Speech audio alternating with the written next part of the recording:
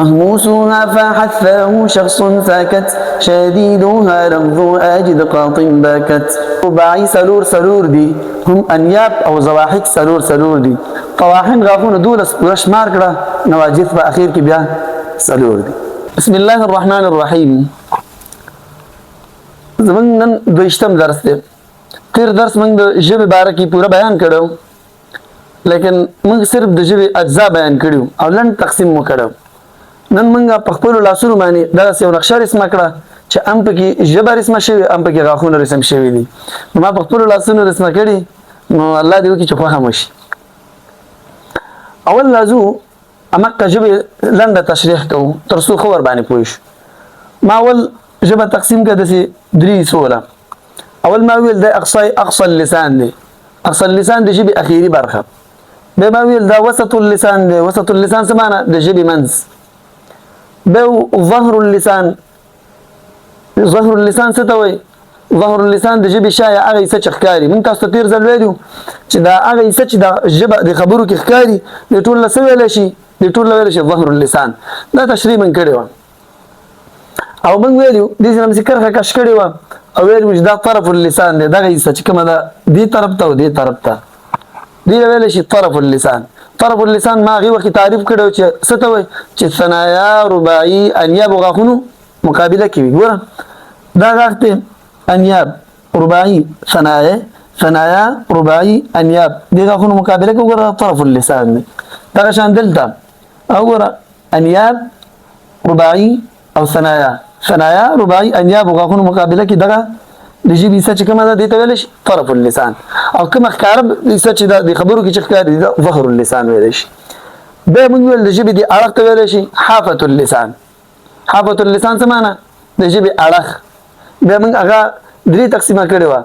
دومره مو ویلو چې دا کومه چې د اقصى اللسان سره لګېدلی شي اقصای حافه، د منځ ته ویلی شي وسط حافه او د اخر ته ویلی شي ادنی حافه. دا حافة اللسان. ګوره دا ژبه ده دې اړخ او دې اړخ دې اړخونو ته څه ویلی شي؟ حافه یا حافة اللسان. د ژبې اړخ صحیح شو یا بغل. او دا تشریح تاسو ته وشوه چې د طرف اللسان دی. دې څوکې له ویلی شي رأس اللسان. رأس اللسان څه معنی؟ د ژبې څوکه. دا د ژبې څوکه شوه. دا کومه ښکاره حصه چې د ژبې ده دا ظهر اللسان شو. دې ته ویلی شي وسط اللسان او دې ته ویلی شي اقصى اللسان. او کومه چې ثنایا رباعي انیابو غاښونو مقابله کې ده دغه حصې دې ته ویلی شي طرف اللسان. تاسو ته په نقشه کې ښایسته لیکل شوي. اوس راځو چونکې دا کوم مخارج چې را روان دي دا مخارج موږ ویل ژبه کې 10 مخارج او 18 حروف دي. نو په دې 10 مخارجو کې 3 مخارج داسې دي چې د غاښونو سره څه تعلق نشته، ټول د ژبې نه ادا کېږي. هغه کوم یو؟ هغه 3 مخرجونه دي قاف کاف او جیم شین یا. د دې تعلق د غاښونو سره نشته، بس فقط ژبې نه ادا کېږي. د دې تعلق د لسان سره دی. باقي کوم مخارج چې دي او 14 حروف د دې تعلق د غاښونو سره دی. هغه کوم یو دي؟ ضاد لام نون را. صحیح شو؟ او طا دال تا او ظا دال ثا او صاد ذا سین. دغه مخارج او 14 حروف دا تعلق د غاښونو سره دی. د دې لپاره موږ د غاښونو تشریح هم کوو. راځو اول دغه ځای نه شروع کوو. دا ژبه داسې ده، یعنې دا خوله داسې ده. په کار دا وه چې دا نقشه داسې وي. صحیح ده چې موږ تشریح ښه کړی وی. موږ داسې ولیکله. ګوره ورته دا ژبه شوه. دې څوکې له مخامخ دغه دا 2 غاښونه کوم چې مخامخ دي دې له ویلی شي ثنایا. ثنایا معنی 2. ام د دې په مقابله کې کوم چې لاندې جمله کې ام د دې مخامخ دې ته ویلی ثنای سفلا. دا ثنای علیا د دې مقابله کې چې کوم دي هغه ثنای سفلا. علیا معنی بره او سفلا معنی لاندې. ثنایا معنی 2. دې د ثنایا ځکه وایي چې دا هم 2 دي. علیا معنی بره یعنی 2 غاښونه بره. د همدې مقابله کې 2 غاښونه لاندې دې ته ویلی شي ثنای سفلا. سفلا معنی لاندې. 2 غاښونه بره شو 2 لاندې شو څو شو 4 غاښونه. بیا د دې ثنایا هر طرف ته یو غاښ ته هر طرف ته لکه مطلب هر طرف نه یو دا دی. دا ثنایا د دام ثنایا دی. دې طرف ته دا غاښ او دا غاښ 2 شو که نه 2 لاندې جام لکه همدغه شان ثنای سفلا غاړو ده. دي ته ویل شي رباعي. نو موږ لیکل رباعي. رباعي څه معنا؟ رباعي معنا څلور. دې ته رباعي ځکه چې دا غاښونه هم څلور دي. بیا د رباعي هر طرف ته لکه دا رباعي شو، دا رباعي شو، او لاندې جام لکه همدقه شان دې هر یو طرف ته یو غاښ ته انیاب وایي. انیاب هر طرف ته یو غاښ ته په لاندې جام لکه او بره جام لکه څه شی ویلی شي؟ انیاب. انیاب اصل کې د ناب نه نوک ته وایي. صحیح ده. د دې بل نوم دی کواسر. کواسر معنا ماتونکي. دې له هم انیاب او دغه شان کواسر ځکه وایي چې دا هم په دې باندې شیان ماتېږي. صحیح ده. انیاب هر طرف ته یو غاښ ته چې ویلی شي ضواحک. ګوره یو دا غاښ شو، یو دا غاښ شو، دا بره جامله کې همدغه شان لاندې کې د انیاب هر طرف ته یو غاښ ته ضواحک وایي. نو دوه غاښونه لاندې دي او دوه غاښونه بره دي. د انیاب هر طرف ته، هر طرف مطلب پوه شئ یعنی دلته او لاندې جامله کې هر طرف ته یو غاښ ته ضواحک وایي. ضواحک معنا ده خندیدونکي. د ضحک نه دی که نه، د ضاحکتون جمع ده. ته ضواحک ځکه وایي چې کله انسان خاندي نو دا غاښونه یې ښکاري، یعنې ته ځکه څه شی ویلی شي؟ ضواحک وایي. بیا د ضواحک هر طرف ته، هر طرف ته مطلب باندې پوه شئ دی خوا او لاندې هر طرف ته، لاندې دې طرف ته او دې طرف ته. نو دې ته ویلی شي طواحن. څو غاښه دي؟ درې.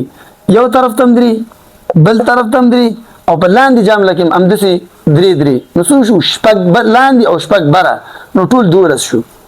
بیا یې وایم د ضواحک هر طرف ته، لاندې او بره هر طرف ته درې غاښونو ته څه ویلی شي؟ طواحن. ټول 12 کېږي. طواحن څه معنا؟ طواحن معنا ده وړه کوونکي. صحیح ده.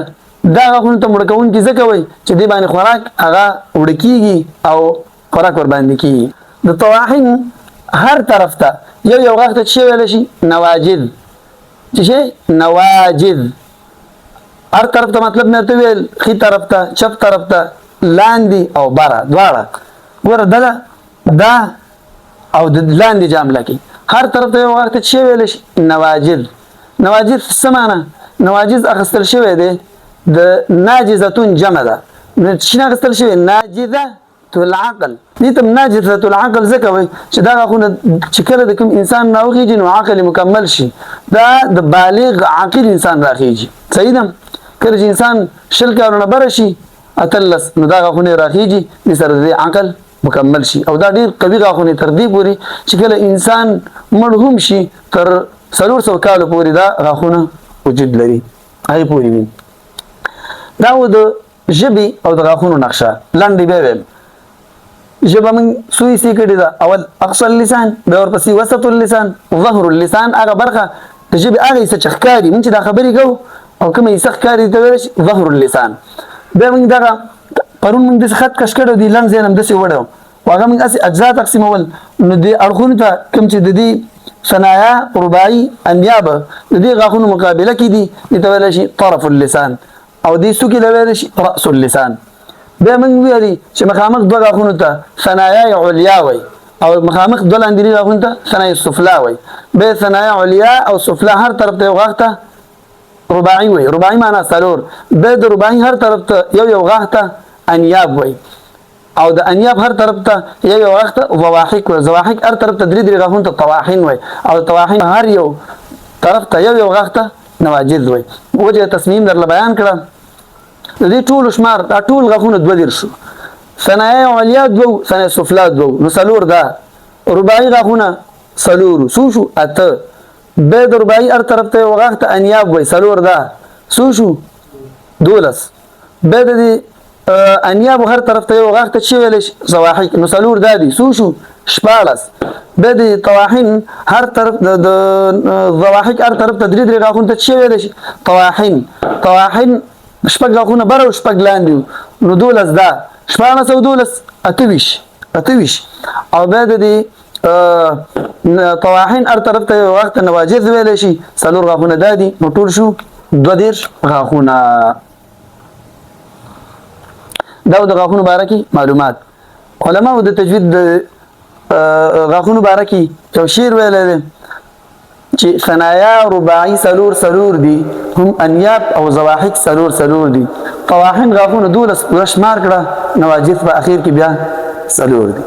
منګه هر ورځ مقدمه الجزريه یو شعر ویو دا تاسو ځان سره کتابچه کې لیکئ او یادوي ان شاء الله العزيز نوٹ یو سره کم شي اخلاص شي نو بعد مقدمه الجزري شرح شروع کی مهموسها فحثه شخص سكت شديدها لفظ أجد قط بكت بابا مهموسها فحثه شخص سكت شديدها لفظ أجد قط بكت مهموسها فحثه شخص سكت شديدها لفظ أجد قط بكت روان درس بزمنګ استاد په بار د قاف او کاف مخرج کی الله رب العالمین مو ژوند دی لره درس یادوي او درس شیر کول هغه مه هېروئ تر څو نور مسلمانان ورنه فایده واخلي.